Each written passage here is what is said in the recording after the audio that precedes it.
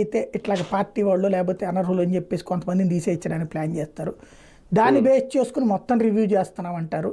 తద్వారా లక్షల మందికి తీసి అవతల పడేస్తారు. కానీ ఆ టైంలో ఇప్పుడు జగన్ టైంలో అయ్యయ్యో వాళ్ళ పింఛన్ తీసేస్తున్నారే అనర్హులు అని చెప్పి నిన్నటిదాకా అర్హులు అనర్హులు అని రాసినటువంటి వాళ్ళందరూ రేపు వాళ్ళందరూ దొంగలు, పింఛన్దారులు దొంగలు, దొంగ పింఛన్లు తీసుకున్నారు, లేకపోతే వైఎస్ఆర్ కాంగ్రెస్ పార్టీ కార్యకర్తలు అని చెప్పి ఒక బ్లేమ్ గేమ్ నడుపుతారు.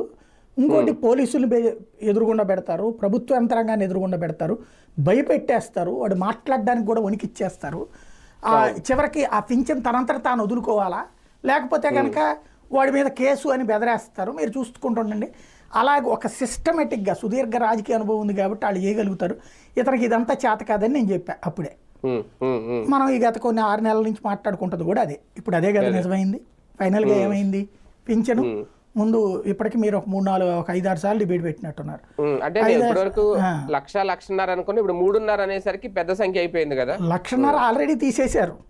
అదే ఇప్పుడు జగన్ పింఛన్లు ఇచ్చినప్పుడల్లా ఆ పేపర్లో అడ్వర్టైజ్మెంట్ వచ్చేది, ఈ రోజున ఇంత పింఛన్లని. దాన్ని బేస్ చేసుకుని ఆంధ్రజ్యోతి స్టోరీ రాసేది. 30,000 మందికి కోత, 50,000 మందికి కోత, 1,00,000 మందికి కోత. ఇదిగో క్రిందటి నెలలో రాసింది ఎట్టుంది, ఈ నెలలో రాసింది ఎట్టుంది. అట్లాగే లబ్ధిదారులు, సంక్షేమ పథకాల లబ్ధిదారులు కూడా తగ్గినప్పుడు ఆ తగ్గించారు, ఇదిగో ఇంతమందికి కోత అని రాసేది కదా అప్పుడు. అవును అవును. అప్పుడు జగన్ తప్పు అదంతా.